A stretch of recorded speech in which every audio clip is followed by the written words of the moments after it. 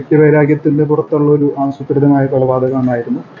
ആദ്യം നിഗമനത്തിൽ ഉറച്ചതുകൊണ്ടാണ് നമ്മൾ അന്വേഷണം ആരംഭിച്ചത്. പ്രതിയെ ലഭിച്ചു കഴിഞ്ഞതിന് ശേഷമുള്ള സമ്മതമൊഴി, അതുപോലെ ശാസ്ത്രീയമായ തെളിവുകൾ, സാഹചര്യ തെളിവുകൾ എല്ലാം നമ്മുടെ ആദ്യത്തെ നിഗമനം ശരിവെക്കുന്ന രീതിയിലുള്ളതാണ്. ഈ തെളിവിന്റെ ശൃംഖല നമുക്ക് കൃത്യമായിട്ട് എടുക്കാൻ സാധിച്ചിട്ടുണ്ട്. അതുവഴി കൃത്യമായിട്ടുള്ള അന്വേഷണം പൂർത്തിയാക്കി ഉടനെ തന്നെ കുറ്റപത്രം സമർപ്പിക്കും. നല്ല കൺവിക്ഷൻ വാങ്ങിച്ചു കൊടുക്കാനുള്ള രീതിയിലുള്ള അന്വേഷണമാണ് നമ്മൾ നടത്തുന്നത്. മർഡർ ആണ് ചാർജ് ചെയ്തിരിക്കുന്നത്. ബാക്കി സെക്ഷൻസ് എന്തൊക്കെയാണെന്ന് നോക്കിയിട്ട് ചെയ്യും. തെളിവ് നശിപ്പിക്കലെ പോലെയുള്ള സെക്ഷൻസ് ആഡ് ചെയ്യാനുണ്ടോ എന്നുള്ളത് നമുക്ക് കണ്ടുപിടിച്ചു. മോട്ടീവ് എന്ന് പറയുന്നത് ഇത്രയും ക്രൂരമായിട്ടുള്ള കൊലപാതകത്തിലേക്ക് പോകുന്നത് മോട്ടീവ് അത്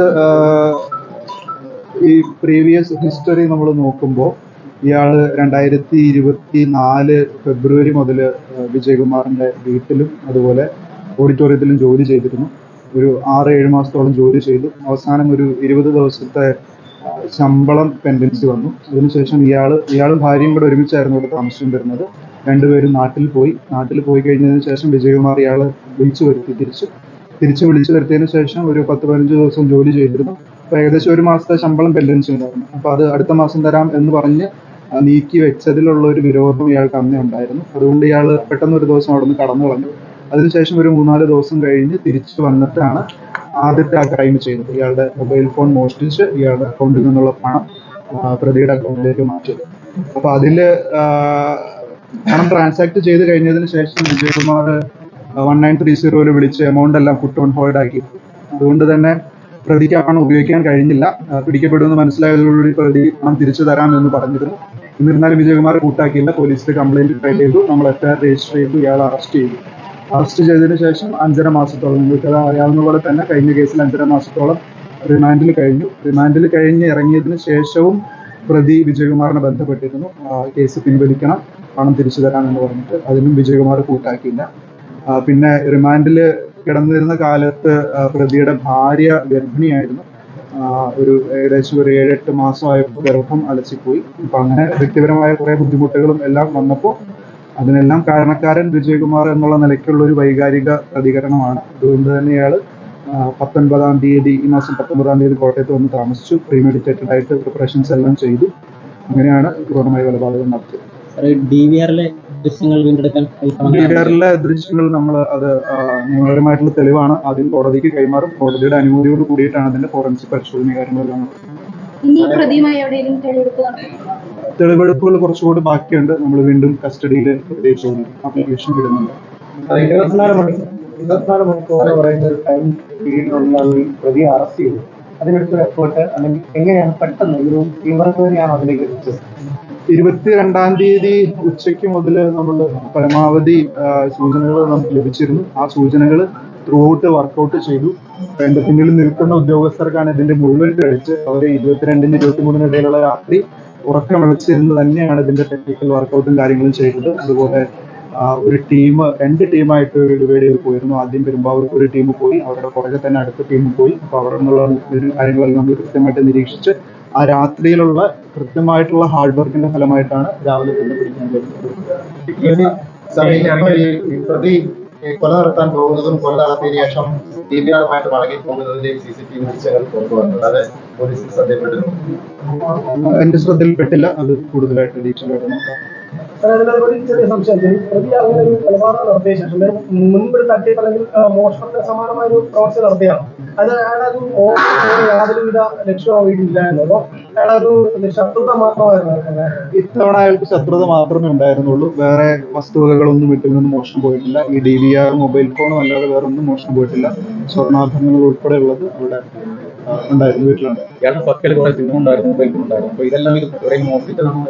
അല്ല, ഇയാളുടെ സിം കാർഡ് തന്നെയാണ്. ഇയാൾക്ക് മൊബൈൽ ഫോണും സിം കാർഡും ഒക്കെ ആയിട്ടുള്ള ആക്ടിവിറ്റീസും കാര്യങ്ങളെല്ലാം കൃത്യമായിട്ട് അറിയാം. ആ ഒരു അറിവ് പ്രയോഗിച്ചാണ് കഴിഞ്ഞ പ്രാവശ്യം മൊബൈൽ ഫോൺ മോഷ്ടിച്ചതും അതിൽ നിന്ന് വിജയകുമാറിന്റെ സിം ഊരിയെടുത്തിട്ട് ബാക്കി തട്ടിപ്പുകൾ നടത്തിയത്. പോലീസ് ക്ലിയറൻസ് ഇല്ലെന്നുള്ള ആക്ഷേപം പോലീസ് കൃത്യമായിട്ട് പരിശോധിക്കുന്നുണ്ട്. പിന്നെ ഇവരെ എംപ്ലോയ് ചെയ്യുന്ന ആൾക്കാരും കൂടി ഒരു ഉത്തരവാദിത്തം ഏറ്റെടുക്കേണ്ടതായിട്ടുണ്ട്. ഈ കേസിൽ സംഭവിച്ചത് എന്താണെന്ന് വെച്ചാൽ വിജയകുമാറിന്റെ ലോഡ്ജിൽ വന്ന് ഇവര് കപ്പിളായിട്ട് കഴിഞ്ഞ വർഷം ഫെബ്രുവരിയിൽ താമസിച്ചു. അവർ കട്ടപ്പനയിൽ നിന്ന് കോട്ടയത്ത് വന്നിട്ട് ബാംഗ്ലൂർക്കുള്ള യാത്രാമധ്യയായിരുന്നു. ബാംഗ്ലൂർക്കുള്ള ടിക്കറ്റ് കിട്ടാത്തത് കൊണ്ടാണ് ഇയാളുടെ ലോഡ്ജിൽ താമസിച്ചത്. അപ്പോൾ ലോഡ്ജിൽ ഇവര് രണ്ടുപേര് താമസിക്കുന്നത് കണ്ട് വിജയകുമാർ അങ്ങോട്ട് ജോലി ഓഫർ ചെയ്താണ് ഇവർ രണ്ടുപേരും ജോലിക്ക് എടുത്തത്. യാതൊരു വെരിഫിക്കേഷൻ നടത്തുന്നില്ല. ഒറ്റയ്ക്ക് താമസിക്കുമ്പോൾ നമ്മുടെ കോട്ടയം ടൗൺ പരിസരത്തുള്ള കൊലപാതകങ്ങൾ ഈ താഴ്ന്നവരുടെ കൊലപാതകം നടക്കുന്നുണ്ട്. അപ്പം ഈ ഒറ്റയ്ക്ക് താമസിക്കുന്നവർക്കൊക്കെ കൂടുതൽ സെക്യൂരിറ്റി എന്നുള്ള ഒരു കാര്യത്തിലേക്ക് പോലീസ് കടക്കുന്നുണ്ട്. പോലീസിന്റെ ഡാറ്റാബേസ് വിപുലപ്പെടുത്തുന്നുണ്ട്. നമ്മൾ ഈ 2021 ജനുവരി ഫെബ്രുവരി മാസങ്ങളിൽ തന്നെ ഓരോ പോലീസ് സ്റ്റേഷനിലും ജനമൈത്രിയുടെ പ്രവർത്തനം വിപുലമാക്കിയിട്ടുണ്ട്. ഓരോ പോലീസ് ഉദ്യോഗസ്ഥർക്കും 1 അല്ലെങ്കിൽ 2 തദ്ദേശ സ്വയംഭരണ സ്ഥാപനങ്ങളിലെ വാർഡുകൾ വിഭജിച്ചു കൊടുത്ത് ആ വാർഡുകളിൽ നിന്ന് പരമാവധി ഇത്തരത്തിലുള്ള വിവരശേഖരണം നമ്മൾ നടത്തി വരുന്നുണ്ട്. അത് അപ്ഡേറ്റ് ആവുന്നതോട് കൂടിയിട്ട് കുറച്ചും കൂടെ നല്ല രീതിയിലുള്ള സുരക്ഷ ഞങ്ങൾക്ക് കൊടുക്കാൻ കഴിയുമെന്ന് ഞാൻ വിശ്വസിക്കുന്നു. ഇത്തരത്തിൽ എളുപ്പത്തിൽ ജാമ്യം കിട്ടുന്ന ചില സംഘങ്ങൾ പ്രവർത്തിക്കുന്നുണ്ട് മനസ്സിലാകുന്നുണ്ട്. ഈ കൊലപാതകം ഒരുപക്ഷെ അത്തരത്തിലൊരു ഇടപെടൽ ജാമ്യം ലഭിക്കുന്നില്ല ഏറ്റവും ഒരു കുറ്റകൃത്യം നടക്കില്ലായിരുന്നു. അപ്പോൾ അങ്ങനെയുള്ള ഇടപെടലുകളെ കുറിച്ച് എന്താണ് പോലീസ് പറയുന്നത്? ഇത് ഒരു ഞെട്ടിപ്പിക്കുന്ന ഒരു വെളിപ്പെടുത്തലായിരുന്നു. കാരണം യാതൊരു പരിചയമില്ലാത്ത 2 സ്ത്രീകളാണ് അമിത് തുറാങ്ങിന് വേണ്ടിയിട്ട് ജാമ്യം നിന്നത്.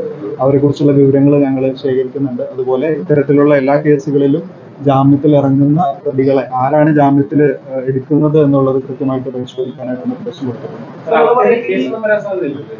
അവർക്ക് കേസല്ല, അവര് എത്രയാണോ ജാമ്യത്തുക അത് കോടതി അർപ്പിക്കാൻ സാധ്യതയുണ്ട്. അതുകൊണ്ട് ഇത്തരത്തിൽ ജാമ്യം നിൽക്കുന്ന വ്യക്തികൾ അവർ ചെയ്യുന്ന പ്രവൃത്തിക്കുള്ള ഫലം അനുഭവിക്കേണ്ടി വരും. അപ്പൊ അത് കൃത്യമായിട്ട് എല്ലാവരും നോക്കിക്കണ്ട് പരിചയമുള്ളവർക്ക് വേണ്ടി മാത്രം ജാമ്യം നിൽക്കാൻ ശ്രദ്ധിക്കണം.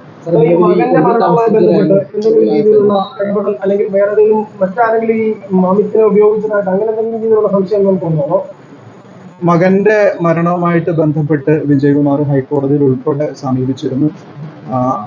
അത് മാത്രമല്ല, മകൻ മരിച്ച സമയത്തുള്ള പോലീസിന്റെ ഇൻവെസ്റ്റിഗേഷന്റെ സമയത്തോ ഒന്നും തന്നെ വിജയകുമാറിന് ശത്രുതയുള്ള ഒരു വ്യക്തിയെ കുറിച്ചും യാതൊരുവിധ അറിവ് പോലീസിൽ ലഭ്യമായിരുന്നില്ല. ഒരു സബ് ഡിവിഷൻ മജിസ്ട്രേറ്റ് കോടതിയിലാണ് നമ്മൾ ചാർജ് സമർപ്പിച്ചത്. അസ്വാഭാവിക മരണത്തിന് കേസ് ഫയൽ ചെയ്ത് ചാർജ് സമർപ്പിക്കുകയാണ് ചെയ്തത്. അതിനുശേഷവും കഴിഞ്ഞ മാസം കൂടി വിജയകുമാർ എന്നെ വന്ന് കണ്ടിരുന്നു. CBIക്ക് കേസ് ട്രാൻസ്ഫർ ചെയ്യാനുള്ള ഹൈക്കോടതിയുടെ ഉത്തരവിന്റെ അടിസ്ഥാനത്തിൽ CD ഫയൽ എത്രയും വേഗം കൈമാറണമെന്നുള്ള അഭ്യർത്ഥിക്കാനാണ് വിജയകുമാർ വന്നിരുന്നത്. അതിന്റെ അടിസ്ഥാനത്തിൽ കഴിഞ്ഞ മാസം തന്നെ നമ്മൾ CBIക്ക് CD ഫയൽ കൈമാറി. അപ്പോഴൊന്നും വേറൊരു ശത്രുതയെ പറ്റിയിട്ടോ അങ്ങനെ വൈരാഗ്യത്തെ പറ്റിയിട്ടോ ഒന്നും തന്നെ വിജയകുമാർ പറഞ്ഞിട്ടില്ല. ഈ കേസിനും പഴയ മകന്റെ മരണവുമായിട്ട് ബന്ധപ്പെട്ട് യാതൊരുവിധ ബന്ധങ്ങളുമില്ല. സാർ, ഈ ജാമ്യത്തിലെടുത്ത സ്ത്രീകൾക്ക് അവർക്ക് ഈ മറ്റുള്ള കേസുകളിൽ ആളുകൾ ജാമ്യത്തിലെടുക്കുന്ന ഒരു ഇതുണ്ടോ? ഈ ഇത്തരം ഒരു വിഷയം മാത്രമാണ്, ഈ അമിത്തിന്റെ വിഷയത്തിൽ മാത്രമാണ് അമിത്തിന്റെ വിഷയം മാത്രമാണ് നമുക്കിപ്പോൾ ശ്രദ്ധയിൽപ്പെട്ടിട്ടുള്ളൂ. അത് കൂടുതൽ അന്വേഷിക്കേണ്ടതായിട്ടുണ്ട്. അമിത് ജാമ്യത്തിൽ ഇറങ്ങിയതിനു ശേഷം ഇവിടെ തന്നെ ഉണ്ടായിരുന്നു. അമിത് ജാമ്യത്തിൽ ഇറങ്ങി പിറ്റേ ദിവസം പോലീസ് സ്റ്റേഷനിൽ വന്നിരുന്നു. 2-3 ദിവസം ഇവിടെ തന്നെ ഉണ്ടായിരുന്നു. അതിനുശേഷം അയാള് ഇടുക്കി ജില്ലയിൽ മറ്റെവിടെ പോയിട്ട് ഒരു ഹോട്ടലിൽ ജോലിയായിട്ട് നിൽക്കുകയായിരുന്നു.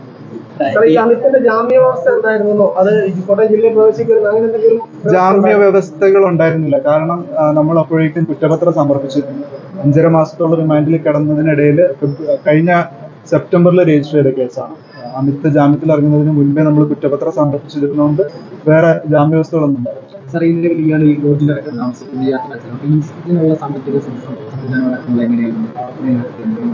അത് ഒരുപക്ഷെ ജയിലിൽ നിന്ന് ഇറങ്ങിയതിനു ശേഷം ഇടുക്കിയിൽ പോയി ജോലി ചെയ്ത് ഉണ്ടാക്കിയ കാശാണ്. ഇല്ല, അയാളുടെ ബാങ്ക് അക്കൗണ്ടുകളൊക്കെ പരിശോധിച്ചത് സോഫാർ പരിശോധിച്ചതിൽ നമുക്ക് എമൗണ്ടുകളൊന്നും അധികം ഉള്ളതായിട്ട് ഇല്ല. സഹോദരന്റെ അടുത്തേക്ക് പെട്ടെന്ന് ഒളിവിൽ പോകാനുള്ള ഒരു സാഹചര്യത്തിന് വേണ്ടിയിട്ടാണ് പെട്ടെന്ന് സഹോദരന്റെ അടുത്തേക്ക് പോയത്. ബുദ്ധിപരമായിട്ട് ഒരു ക്രൈം ചെയ്യാൻ സമയം എടുക്കുക അല്ലെങ്കിൽ ഇത്തരം CCTV ഹാർഡ് ഡിസ്ക് അടിച്ചു മാറ്റുകയും ചെയ്തിട്ടുണ്ട്. എന്തുകൊണ്ടായിരിക്കും? അല്ലെങ്കിൽ കേരളത്തിൽ തന്നെ നിൽക്കുന്ന ഒരു സാഹചര്യം ഉണ്ട്. അത് രക്ഷപ്പെടാനുള്ള അയാളുടെ നാട്ടിലേക്ക് രക്ഷപ്പെടാനുള്ള ഒരു സാധ്യത വരും അയാളെ പരിഗണിച്ചില്ലെന്നുള്ളതാണ്. അത് ഞാൻ കഴിഞ്ഞ ദിവസങ്ങളിൽ പറഞ്ഞ പോലെ നമുക്ക് ക്രൈം സീൻ പരിശോധിച്ചപ്പോൾ തന്നെ hard disk CCTV hard disk മൊബൈലും എടുത്തുകൊണ്ടുപോയി എന്നുള്ളതല്ലാതെ വേറെ യാതൊരുവിധ പ്രൊഫഷണൽ രീതികളും നമുക്ക് കണ്ടെത്താൻ കഴിഞ്ഞില്ല.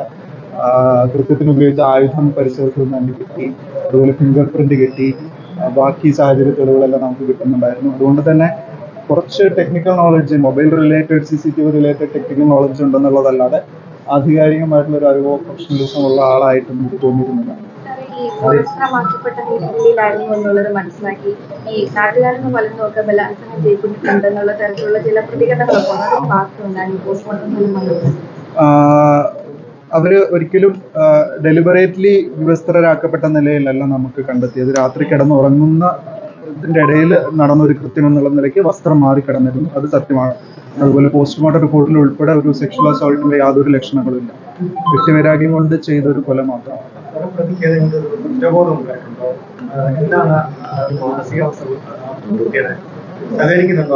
പ്രതി പൂർണ്ണമായിട്ടും സഹകരിച്ചു. നമ്മളോട് എല്ലാ വിവരങ്ങളും കൃത്യമായിട്ട് പറഞ്ഞു. ഇന്നലെ തന്നെ റിക്കവറിയുടെ വിവരങ്ങളാണെങ്കിലും എവിടെയാണ് ഫോണും DVR-ഉം ഉപേക്ഷിച്ചത് എന്ന് പറഞ്ഞു. കൃത്യമായിട്ട് തന്നെ റിക്കവറി നടത്താൻ സാധിച്ചു.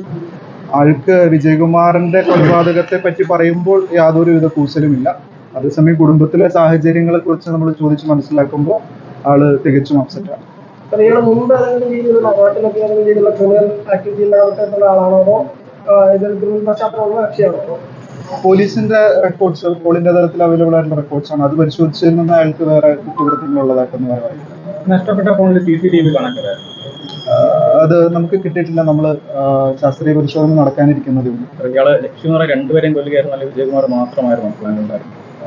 നമ്മുടെ പ്രാഥമികമായ അറിവ് വിജയകുമാറിനെ മാത്രം കൊല്ലാൻ ഉദ്ദേശിച്ചാണ് വന്നത് എന്നുള്ളതാണ്. അങ്ങനെ ആയിരിക്കാം. കൂടുതൽ അന്വേഷണം നടത്തണം. വീടിന്റെ സാഹചര്യങ്ങളൊക്കെ മുമ്പ് പരിചയമായിരുന്നു. അതോ ഈ മറ്റു ഇപ്പോ യാത്ര ആരെങ്കിലും സഹായം അങ്ങനെ ചോദിച്ച് മനസ്സിലാക്കുകയും ചെയ്യുന്നു? ഇല്ല, ഇയാളുടെ കുറ്റസമ്മത മൊഴിയിൽ നിന്ന് നമുക്ക് മനസ്സിലാക്കിയിരിക്കുന്നത് ആ വീട്ടിൽ ഭാര്യയുമൊത്ത് ഔട്ട് ഹൗസിൽ താമസിച്ചിരുന്ന ആളാണ്. അപ്പോൾ വിജയകുമാറിന് വിശ്വസ്തനായിരുന്നു. അതുകൊണ്ട് വീടിന്റെ സാഹചര്യങ്ങളും എങ്ങനെ അകത്ത് കടക്കാം എന്നുള്ള അറിവെല്ലാം പ്രതിക്കുണ്ടാവും. സംശയം ഇവർ മറ്റാരെയും വീടിനുള്ളിലേക്ക് ജോലിക്കാരെ പോലും വീടിനുള്ളിലേക്ക് പ്രവേശിപ്പിച്ചിട്ടാണ് സംസാരം കേൾക്കുന്നത്. അപ്പോൾ അങ്ങനെ ഈ ബംഗാളികളാണ് അല്ലെങ്കിൽ അസാമികളാണ് എന്നൊരു തെറ്റുന്നുള്ള കാര്യത്തിലും ഡൗട്ട് വരുന്നുണ്ട്. പുറത്തുനിന്നുള്ള ആരുടെയും സഹായം കിട്ടിയിട്ടുണ്ടോ? ഇല്ല, അങ്ങനെ യാതൊരുവിധ അറിവ് നമുക്ക് നിലവിൽ ലഭ്യമാണ്. സാർ, ഈ ഗൗതമിന്റെ മരണവുമായി ബന്ധപ്പെട്ടുകൊണ്ട് പോലീസിന്റെ ഭാഗത്ത് നിന്ന് ഒരു റീഇൻവെസ്റ്റിഗേഷൻ ഉണ്ടാവും. CBI സമാന്തരമായി അന്വേഷിക്കുന്നുണ്ട്. പോലീസ് അൺനാച്ചുറൽ ഡെത്ത് എന്ന നിലയിൽ തന്നെയാണ് ഇപ്പോൾ നിൽക്കുന്നതിന് അതിലൊരു റീഇൻവെസ്റ്റിഗേഷൻ ഉണ്ടാവും. ആ കേസിൽ ഇനി പോലീസിന് ഒരു ലോക്കൽ സ്റ്റാൻഡ് ഇല്ല. നമ്മളുടെ കയ്യിൽ നിന്ന് കേസ് പോയി. കേസ് ഫയൽ ഉൾപ്പെടെ നമ്മൾ CBIക്ക് കൈമാറി. കഴിഞ്ഞ ദിവസം CBI ഉദ്യോഗസ്ഥരും വന്നിരുന്നു. അവരും നമ്മളുടെ അടുത്ത് ഈ കേസുമായിട്ട് ബന്ധപ്പെട്ട വിവരങ്ങൾ ശേഖരിച്ചിട്ടുണ്ട്. Okay, thank you.